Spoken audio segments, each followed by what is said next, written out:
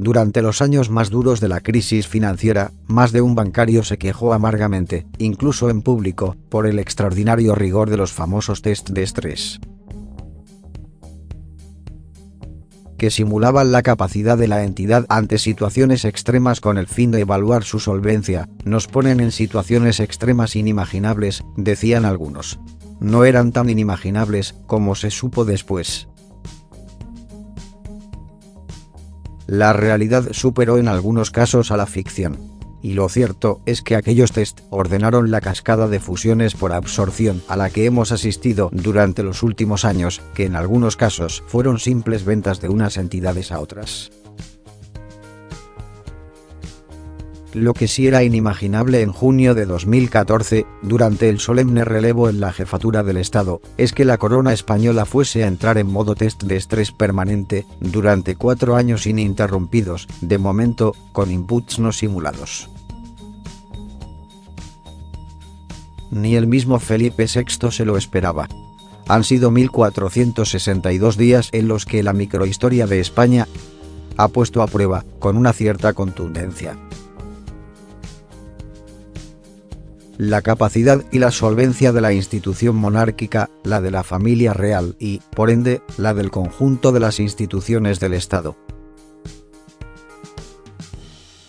Aquel jueves 19 de junio de 2014, con los ecos de Botsuana demasiado próximos y el caso Noos en plena ebullición, España ponía en marcha por primera vez el mecanismo constitucional de sucesión en su jefatura. Y en la opinión pública, en la que reinaba una prolongada desafección institucional, se abrían sendas hacia la esperanza, animadas también por los primeros indicadores que alumbraron la salida de la larga crisis económica. Decisiones ejemplarizantes. El rey Felipe madrugó a la hora de tomar decisiones. Una de las primeras, como recordará el lector, fue de carácter económico y financiero, con un nuevo criterio de gasto en el presupuesto y su sometimiento a las normas de transparencia. Y entre otras, la segunda gran decisión fue la retirada del título de duquesa de Palma a su hermana Cristina, y en consecuencia, a su consorte, lógicamente. Cristina de Borbón y Grecia desapareció definitivamente de la agenda oficial, pero más allá de las cuestiones que él podía ordenar, cambiar y gestionar, lo más sobresaliente de estas 209 semanas en el trono son los asuntos que le han puesto sobre la mesa otros acontecimientos inéditos. Por ejemplo, el hecho de que propusiera como candidato a la presidencia del gobierno al líder del partido más votado y Mariano Rajoy, renunciara al instante. O el hecho de que semanas después propusiera como candidato a la presidencia del gobierno al dirigente político que supuestamente reunía más apoyos en el Parlamento. Y Pedro Sánchez, fracasara, por primera vez desde 1978, al no lograr la mayoría suficiente para ser investido. Fueron 10 meses de interinidad, en los que se celebraron 2 elecciones generales y 5 rondas oficiales de consultas, y temas, el envite secesionista de la Generalitat de Cataluña. Contra todo pronóstico, el rey Felipe rompió expresamente el tradicional comportamiento de la corona y en lugar de limitarse a defender el marco constitucional, sin más, reprimió públicamente a los líderes independentistas, a quienes recordó que su actuación no solamente era desleal con el Estado, sino que se situaba en el tenebroso ámbito del posible delito. Y como colofón, 2 hechos relevantes. 1. El repentino cambio de color político en el gobierno como consecuencia de la primera moción de censura que prospera en la España constitucional. El rey Felipe firmó el Real Decreto del nombramiento de Pedro Sánchez como presidente del gobierno con fecha del 1 de junio pasado.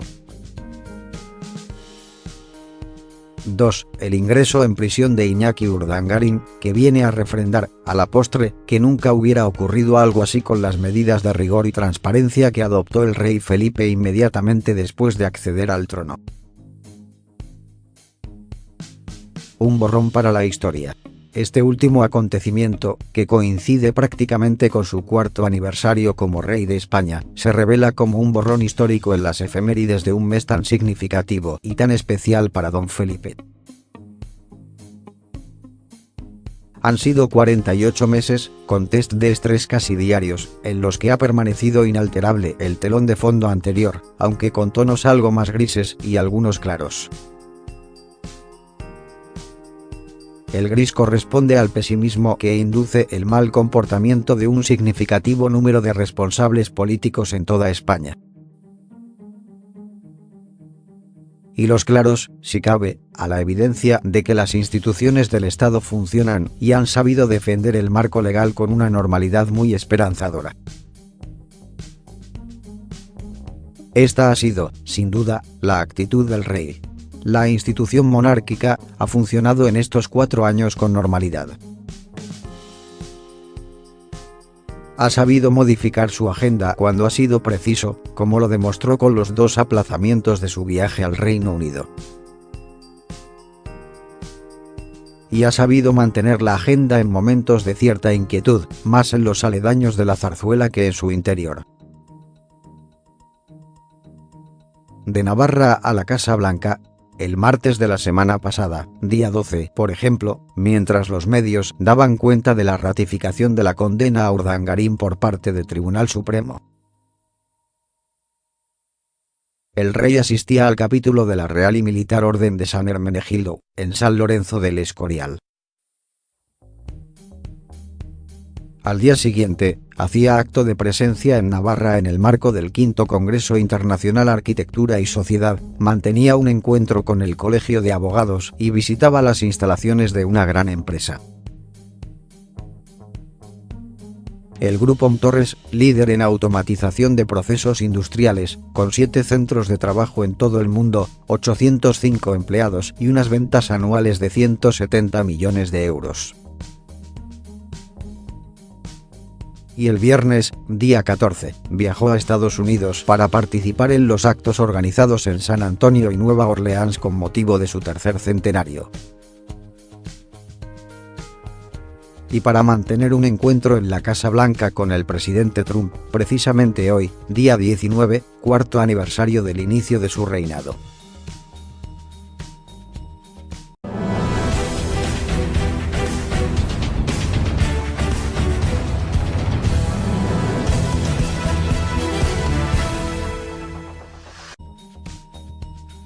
Ni el mismo Felipe VI se lo esperaba.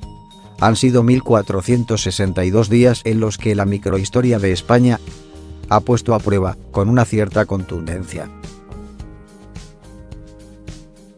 la capacidad y la solvencia de la institución monárquica, la de la familia real y, por ende, la del conjunto de las instituciones del Estado. Aquel jueves 19 de junio de 2014, con los ecos de Botsuana demasiado próximos y el caso Noos en plena ebullición, España ponía en marcha por primera vez el mecanismo constitucional de sucesión en su jefatura. Y en la opinión pública, en la que reinaba una prolongada desafección institucional, se abrían sendas hacia la esperanza, animadas también por los primeros indicadores que alumbraron la salida de la larga crisis económica. Decisiones ejemplarizantes. El rey Felipe madrugó a la hora de tomar decisiones. Una de las primeras, como recordará el lector, fue de carácter económico y financiero, con un nuevo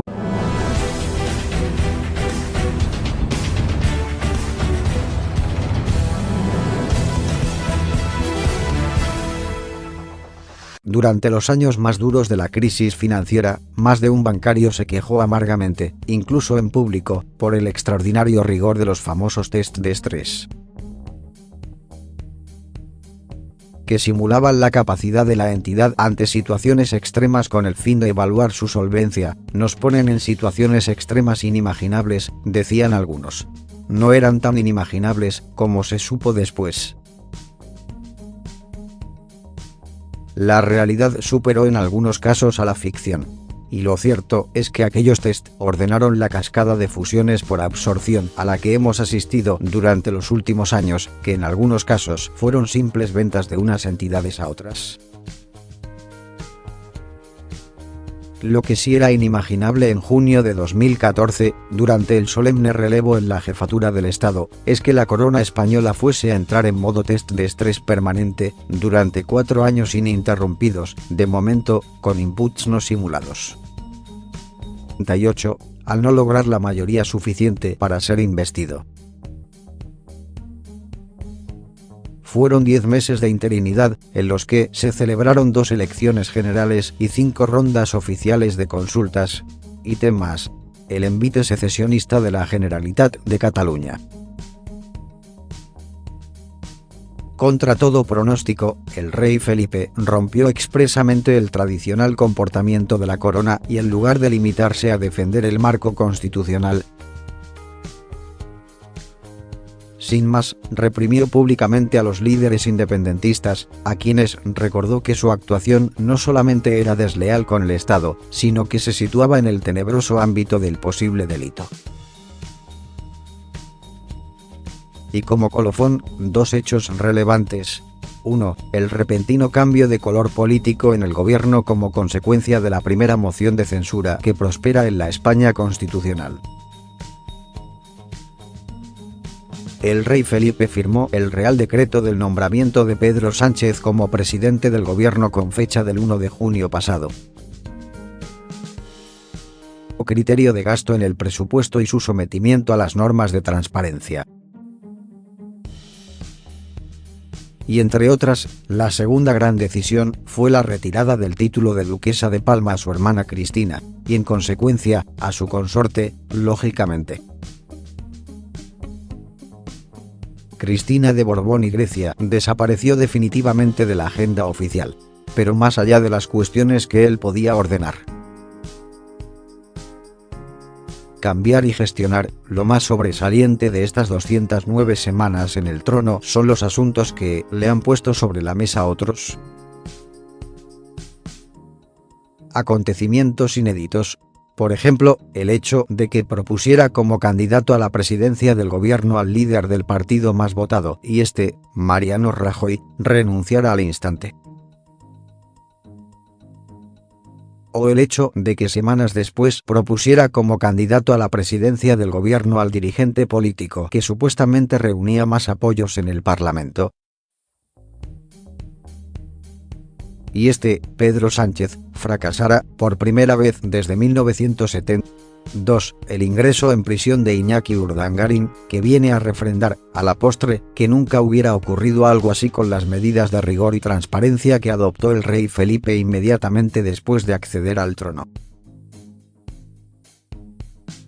Un borrón para la historia. Este último acontecimiento, que coincide prácticamente con su 4º aniversario como rey de España, se revela como un borrón histórico en las efemérides de un mes tan significativo y tan especial para don Felipe. Han sido 48 meses, con test de estrés casi diarios, en los que ha permanecido inalterable el telón de fondo anterior, aunque con tonos algo más grises y algunos claros.